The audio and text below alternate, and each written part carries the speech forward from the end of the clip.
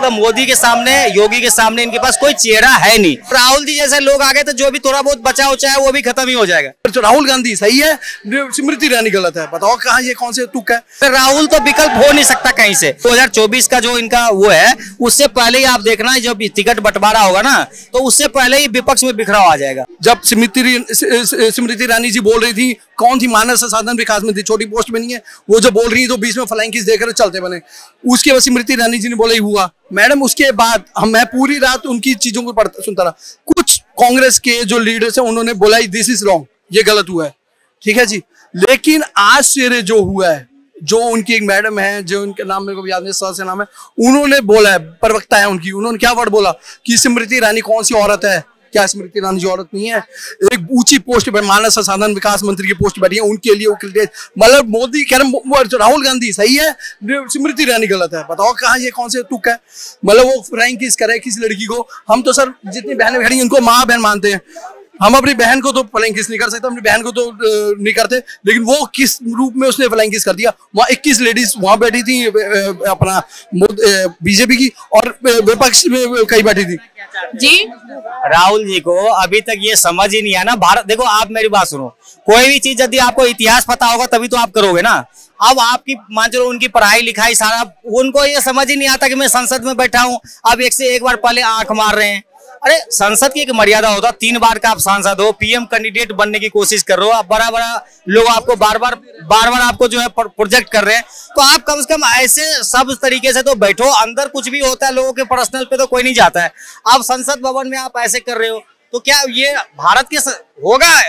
भारत से अलग होगा, बहुत कुछ होता है, लेकिन इंडिया में तो इंडियन कल्चर ही है ना। हम धीरे धीरे अपने कल्चर को खोते जा रहे हैं, और राहुल जी जैसे लोग आ गए तो जो भी थोड़ा बहुत बचा उचा है वो भी खत्म ही हो जाएगा। पर वो कहते हैं मणिपुर मुद्दे पर कि भारत की हत्या हुई है। अरे मैडम, मणिपुर देखिए, मणिपुर में जो हुआ बिल्कुल गलत हुआ, और गृह मंत्री ने खुद माना कि जो भी हुआ वो गलत हुआ। उसमें सरकार किसी की भी हो, यदि कुछ होता है तो ऐसा बीजेपी की सरकार 9 साल से है, बहुत बड़ा कोई दंगा फसाद या जो अटैक होते थे वो नहीं हुआ। हकीकत है कि मणिपुर में हुआ, और बहुत दिन से इनका जो कुछ न कुछ चल रहा था, उसमें सरकार एक तरीके से मैं कहूंगा असफल भी रहा। किसी की हो, निष्पक्ष बात यही कि सरकार का काम है, इसमें सरकार से सवाल पूछे जाने चाहिए। विपक्ष का काम है सवाल पूछे, लेकिन सवाल पूछे सही तरीके से पूछे, सही तरीके से घेरे। मान चलो मैं कह रहा हूँ राहुल जी को ये पूछना चाहिए कि आप जो है 9 साल सरकार में है, आपने 2 करोड़ नौकरी की बात करी थी, 18 करोड़ नौकरी कहाँ है गिनवाओ, उसमें घेरो ना। आप ये बोलो कि महंगाई की दर जो है कहाँ पे है, मतलब महंगाई क्यों इतनी बढ़ी, ये इन चीजों पे बात करो। तो ये तो करते नहीं है। जो सही मुद्दे, बेरोजगारी की बात करो या किसी चीज की बात करो, उसको ढंग से करो ना। आप सारे कुछ करने के बाद फिर एक बार आपने आंख मार दिया, कभी कुछ कर दिया, तो सीरियसनेस तो उसकी पूरी खत्म हो जाती है। मतलब फिर 2024 में राहुल गांधी को, मतलब विपक्ष को एक कोई स्ट्रॉन्ग चेहरा देखते हुए आप जनता क्या सोचती है, कौन होगा विपक्ष का? अपने पेड़ पे ये खुद ही कुल्हाड़ी मार रहे हैं। विपक्ष का चेहरा मुझे बताओ, कांग्रेस में इतने बड़े बड़े लीडर थे ना, बड़े बड़े लीडर थे कि नहीं थे? अब ज्योतिरादित्य सिंधिया आ गया इधर, जो जमीन से सचिन पायलट कितना दिन से धूल फांक रहा है, उसको उन्होंने सीएम नहीं बनने दिया, तो वो तो अपने लिए गड्ढा खोद रहा है। वो राहुल के आगे किसी को बढ़ने नहीं देना चाहते। तो आप मुझे बता दो, आप मीडिया में काम करते हो, यहाँ 1000 लोग बैठे हैं, चलो पर्सनल कोई मोदी का विरोधी भी हो, लेकिन मोदी के सामने किसी का चेहरा तो खड़ा करो। कौन सा सीएम है जिसकी बहन आज के डेट में चाय बेचती है? यदि कोई योगी का विरोध कर रहा है, मैं कह रहा हूं करो, कोई दिक्कत नहीं है, लेकिन आप ये तो बता दो कि कौन सा ऐसा सीएम है जिसका आज कोई पार्षद बन जाता तो फॉर्च्यूनर में घूमता है उसका सारा रिश्तेदार, और वो आज सीएम है पूरे प्रदेश का, मतलब सेकंड पीएम माना जाता जो यूपी का सीएम हो, और उसकी बहन आज भी चाय बेच रही है। बता दो, मोदी के 5 भाई हैं, वो तो सब कुछ खुला किताब है, किसके पास बड़ी बड़ी इंडस्ट्रीज है या बहुत सारे लगा दिया है कुछ भी। अब मान चलो शरद पवार की बात कर रहे हो, आप शरद पवार की बात कर रहे हैं, उनको सुप्रिया सुले उनकी बेटी है, इनका परिवारवाद है कि नहीं है? आप वहां से वो जीतते हैं, उनकी कितनी बड़ी फैक्ट्री है या सब कुछ है। तो ये जो चेहरे हैं, ये लोग कितना मर्जी आप कुछ भी कर लो, लोगों का समझ है कि मतलब मोदी के सामने, योगी के सामने इनके पास कोई चेहरा है नहीं। अब चेहरा नहीं है तो उसका विकल्प ढूंढ रहे। राहुल तो विकल्प हो नहीं सकता कहीं से, और कांग्रेस की ये प्रॉब्लम है, जो राहुल के अगेंस्ट या गांधी फैमिली के अगेंस्ट रहेगा वो बीजेपी में, कांग्रेस में रह ही नहीं पाएगा। बीजेपी में आप देखो, नितिन गडकरी को कौन जानता था? अब से पहले कोई जानता था? ये आके सीधे सीधे जो है इतने बड़े बड़े पद पे गए और सबसे बढ़िया काम किया।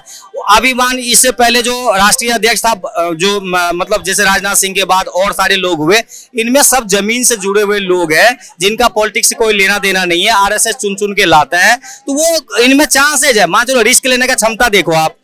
2 दिन हुआ था ज्वाइन करे हुए किरण बेदी को दिल्ली में। अरविंद केजरीवाल इतना बड़ा स्ट्रॉन्ग चेहरा था, स्ट्रॉन्ग चेहरा बीजेपी को लगा मेरे पास इतना नहीं है दिल्ली में। उन्होंने किरण बेदी को 3 दिन में उतार दिया ना, अपने लोगों को नाराज किया ना, ठीक है हार गया।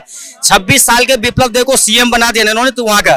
अब इनमें बताओ सचिन पायलट इतना बढ़िया है, सब कुछ है, कितना दिन से जनता वहां पे मांग कर रहा है, क्यों नहीं बना रहे इनको? क्योंकि कोई ये राहुल से आगे न बढ़ जाए। परिवारवाद को आप कहना चाहते हैं, परिवारवाद को आगे बढ़ाना चाहती है फिर से कांग्रेस। देखिए कांग्रेस का एक ही नारा है, परिवारवादी ही विकास का नारा है उनका, ठीक है ना। और क्या है उन्हें, क्या है ना, देखिए वही नहीं है। उद्धव ठाकरे को देख लीजिए, उद्धव ठाकरे को देख लीजिए, शरद पवार को देख लीजिए, ये सब परिवारवाद की पार्टियां हैं। और कहने का क्या है, ये जितनी भी पार्टियां है ना, ये प्राइवेट लिमिटेड कंपनी है। जैसे मैं प्रोपराइटर हूँ किसी कंपनी का, मेरे बाद मेरा बेटा ही प्रोपराइटर बनेगा। सेम थिंग है, जैसे लालू के यहाँ जो पैदा होगा बिहार का सीएम बनेगा। ऐसा तो कोई नहीं है ना कि सारे लोग बेकार है। लोगों को भरोसा है, लोगों को भरोसा है विपक्ष पर। कोई भरोसा नहीं है मैम उनके इंडिया पर, इंडिया INDA जो पार्टी है विपक्ष पर। अब मैं उसकी डेफिनेशन आपको बताता हूँ, तो I.N.D.I.